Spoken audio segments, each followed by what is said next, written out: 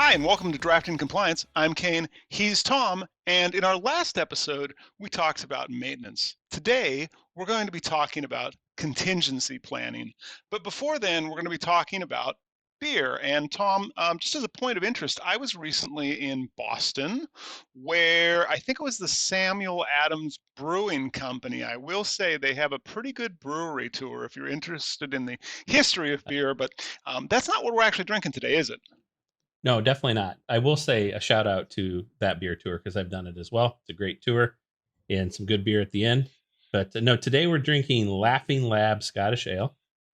So look at the can. Got a puppy on both sides. One's bigger than the other. Oh, yeah. Yeah, I'm It's a predisposed to like it not because it's got a dog on, but because it's Scottish and I'm Scottish, yeah. so You're maybe that'll be a Scottish. good fit. Yep.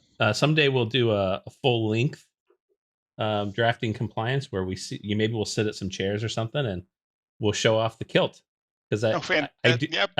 I do get to see the kilt occasionally, and that's something worth showing off. But no, this beer comes from Bristol Brewing Company, which is I believe in Colorado Springs, Colorado. I remember driving by it before, Hmm. so I might be going out on a limb there, but I believe that's where it's at. It's of the Scottish ale variety, which is going to be interesting. We haven't tried anything like this, Kane, so this could be the one. So let's Yeah, crack I this haven't tried beer. anything like this before. We'll have a go and see how it plays. And it's not a fruit beer though. At least that's a Definitely not fruity. improvement. No, no. Scottish ale is malty, not fruity, not hoppy generally. Well, there we go. Oh, I mean, really the nice viewers are color. getting to see my beer pouring. My beer pouring skills are improving throughout these episodes, I think. Full pour. Look at Okay, that there we color, are. man. We've got That's ourselves it's a nice brown, kind of I actually a would go. golden. Yeah, kind of a golden amber almost. It's it's a pretty color. It's got a nice head on it. I smell it. It's a Well, little yeasty. on the nose, it smells kind of sweet and kind of, well, it smells definitely like beer. Yeah, I get sweet and I get bread, yeast. Let's taste it. Maybe a little bit of baking spice too, something like that. Anyhow, Oh, very soft mouthfeel. Soft and a little chewy is what how I would describe it. Definitely got some sweet to it. This is not hoppy at all. This yeah, is it's very not malty. hoppy. It's sweet. It kind of got a caramel, maybe Yeah, something for like sure. that, caramel or burned honey. It's inoffensive. Let's go with that. It is inoffensive so far. I would say I would go so far as to say it's delightful. It's got it's really got a lot of character without any hop in it, which is not to me is not a typical characteristic of beers without hop. Usually I find them sort of boring. So this is very malty. It's got a pretty complex flavor profile. You know, you name some of them, the caramels, but you've got some burnt coffee in there. I think some honey is right.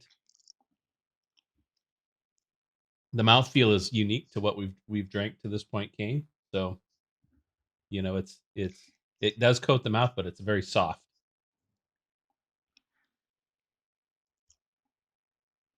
Well, I'll have to check the tape in the end, but I don't think I'm pulling faces at this one. So You're perhaps that's a not. promise. I Perhaps that's a am promising sign. amazed. Yeah, I'm amazed. Well, with Well, that, let's let's move enjoy a on beer to and our talk FedRAMP. Yeah, yeah. Let's talk about FedRAMP while we enjoy while you enjoy your beer and while I contemplate mine and my life choices. So to start off with, let's just Tom, if you could explain to our viewers what exactly the contingency planning domain is under FedRAMP Moderate and what it covers. sure. So business continuity planning is another name for contingency planning. So, you know, I think that term is pretty well understood in the realm of everybody who works in technology. But if it isn't, contingency planning covers how do you recover your critical mission and business systems in the event of a larger than disaster recovery exercise. So, you know, disaster recovery is often a sort of a feeder to business continuity. At some point, often in a disaster recovery, you may declare business continuity. Hmm. So, this takes disaster recovery certainly a number of steps further. So, this is everything associated with making sure that you've assessed the risk, and you have built out the capability to restore your critical business systems in the event of a large failure of some kind, whether it's a natural disaster, man-made, can be any of those things. But regional is a big one as well. Okay. So it sounds like a lot of this is traditional business continuity planning and BCP, which I think many of us have done over the years. So knowing what goes into knowing what goes into a BCP, let's step back and try and figure out what are the key elements that have to be included in a contingency plan according to FedRAMP Moderate guidelines. Yeah, I mean, the simple thing is to think of it as in terms of documenting the environment. So do you have the document that leads you to understand how and what order you're going to recover systems? Hmm. Do you have alternate sites identified?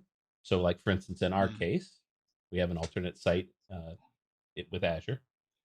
Do you have alternate storage as well? So, you know, in some cases, you're recovering from an on-prem data center. So, if you're going to another data center where you've set up your BCP, your contingency plan, you've got to have extra storage in place. You have the telecommunications bits and pieces in place. Not only the ability to, um, it's actually a requirement to have emergency services, but also do you have the ability from a connectivity perspective, right? So, if you're running off of a gigabit Ethernet connection somewhere, are you duplicating that capability or duplicating at least enough of that capability to keep up critical business systems? So it's all of those pieces, but it's also training, roles and responsibilities, and making sure everybody understands what role they play when the time comes. And and then of course it's testing and training on those things. So it's pretty comprehensive, but again, it isn't anything that should surprise anybody. Okay, and something Tom and I recently did is a tabletop exercise based on our incident response plan. And thinking of just testing, Tom, could you talk us through some best practices for testing and revising contingency plans under FedRAMP Moderate? Sure. The first thing to understand is the type of test that you're going to perform is determined by what level of FedRAMP ATO Hmm. you're aiming to be. So we're aiming for moderate. We still have to do a live test, which I would absolutely suggest you should do anyway. Business continuity planning. It's really difficult to have any sort of sense of confidence in that plan if you don't actually test the bits and pieces in a real world scenario. Hmm. This requires it. The I think the official term is functional exercise in FedRAMP. So you have to do a functional exercise, but of course you want to stretch your comfort zone, and you want to restore bits and pieces that you maybe not know for sure if you have the documentation around it nailed down. This is going to help you drive to a better documented plan. So certainly, as you go and test those things, you want to document all the successes and, more importantly, all the failures that you've had, so you can go back and strengthen your documentation and your processes around those failures. Uh, FedRAMP only requires an annual test. Certainly, as you mature, I would suggest you test bits and pieces more frequently than annual. But FedRAMP Oh yeah. Moderate only requires an annual. Yeah. Okay. Oh, okay. That's a really good point there about increasing the frequency as an organization matures. I want to rotate back on something else you said around training. And I've seen training get revised as a result of testing, actually. So, what role does personnel training play in effective contingency planning under FedRAMP Moderate? Yeah, for sure. You're going to want to designate all of the roles that are primary responsibilities Hmm. for key pillars within your business continuity plan or your contingency plan. So, for instance, you might want to have a communications lead. I certainly would recommend it. You're going to want a technical lead who manages all the technical bits and pieces that um, are occurring underneath you. You also probably want to have an HR lead that helps manages the stress and the burnout of people, and helps them understand what role they can play in a more effective way. So as you determine all the different key roles that are going to be in there, those folks have to be trained on the plan and the policy both. So that's pretty easy. You put it in a testament system of some kind and have them read through it and attest their understanding. You can quiz them on it. That's pretty easy. But where you really gain is your first test with that group. So as you run through a test, that's another type of training. They start to understand their role better. They certainly understand what difficulties they might encounter in a real test or in a real scenario, and they start to sharpen their skill set underneath the test. So the testing piece of it, I can't underline enough. And it's a critical piece of this. Yeah, and I like that you also talked about human factors, not just technology factors there, like burnout, because having been through disasters and incidents, that's a consideration that has to come into play. I Correct. want to go back to something else, though, that maybe dispel a little bit of a myth that I've still heard around cloud, which is, well, it's in the cloud. You don't need to take a data backup. And you and I know that's just not the way the world works. But as a cloud only organization, what measures should be in place to ensure there is a data backup?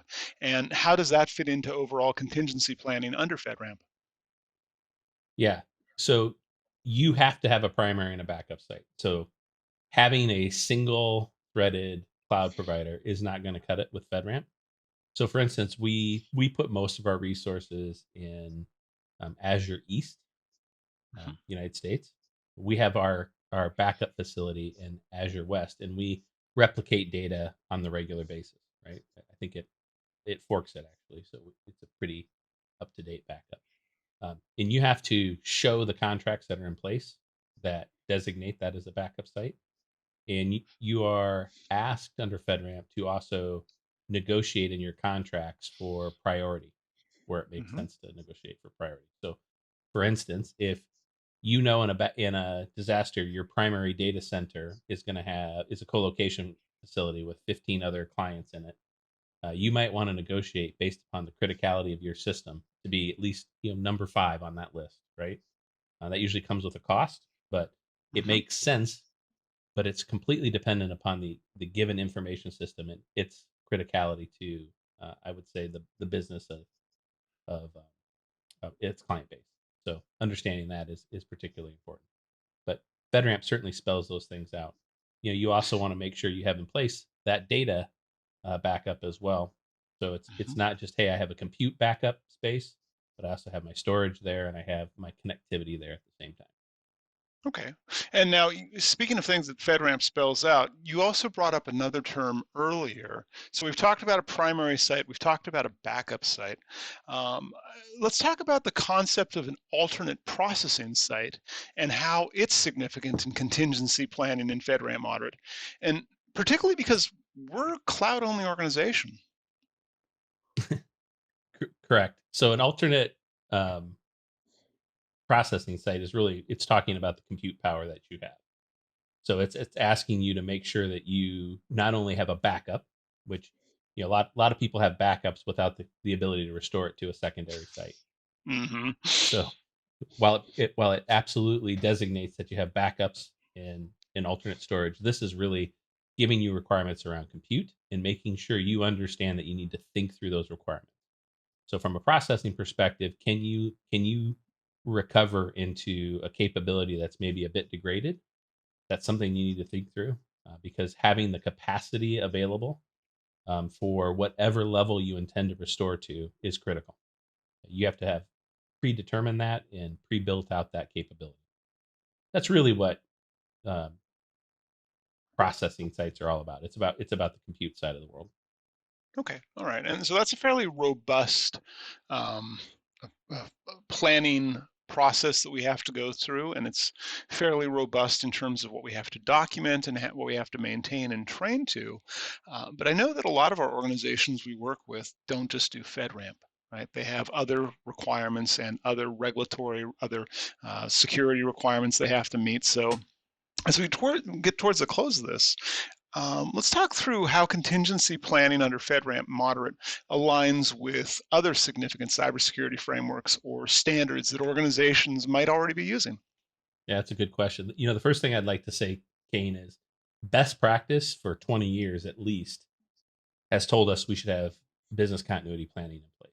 Hmm. And certainly, as somebody who's lived through both a derecho, well, all these things, a derecho, a tornado, and a catastrophic flood, I can tell you that these events happen more frequently than most people think. So, because of the best practice stance of business continuity, it's been built into many of the programs that people are familiar with.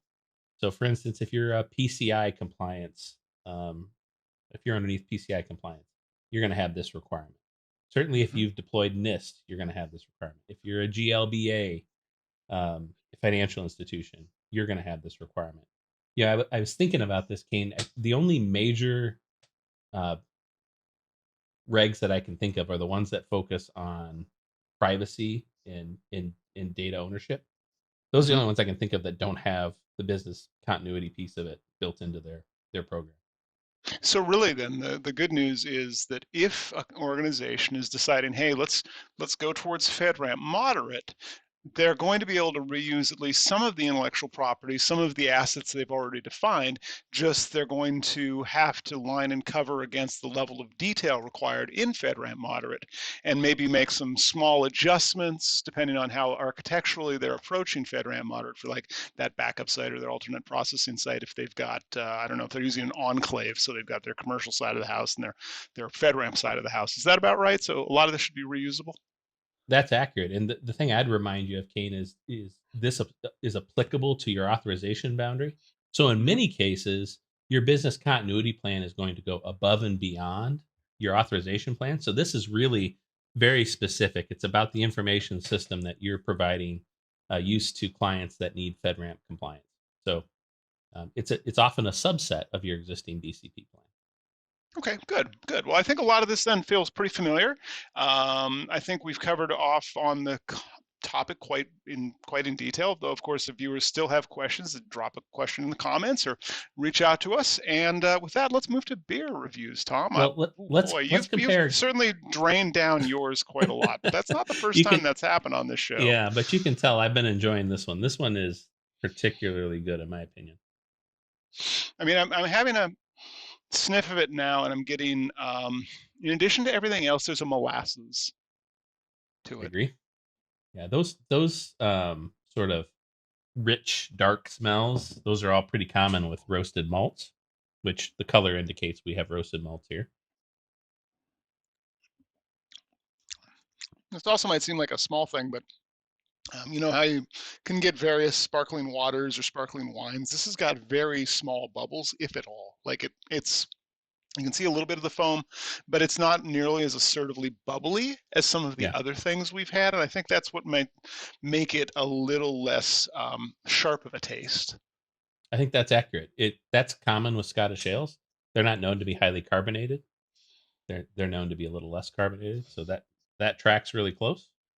You know, Kane, I am impressed with the control in which you've had over your face with this particular beer. So I am dying to know how have you ultimately pointed this beer out? So before I give that number, and as I think about it desperately, I want to address one of the questions that people ask me in person about the show, and a few people have emailed me. I don't pre-test these beers. This is a live review. This is the first time I have ever had this particular beer. I think that's been true for all of ours, though some of those, Tom, you've had before at least, so I have no prior exposure. For me, I realize I'm giving relative to other beer, not relative to other things that I've drank. So I'm going to give this a 5 out of a Nice. possible 10. It's not something that I would definitely seek out. It's not something that I'm going to keep in my refrigerator.